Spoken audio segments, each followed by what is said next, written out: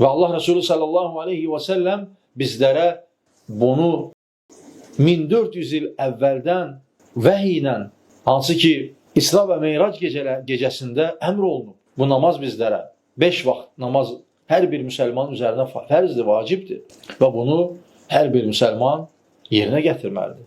Şeytanın təlbisinə yol verməməlidir. Çünki şeytan hər zaman insana müəyyən yollarla yaxınlaşır və deyir ki, sən xeyir əməllər edirsən, sən əxlaqlısan, sən yaxşısan, sən günah etmirsən, ancaq ən böyük günah ilə namazı tərk etməkdir.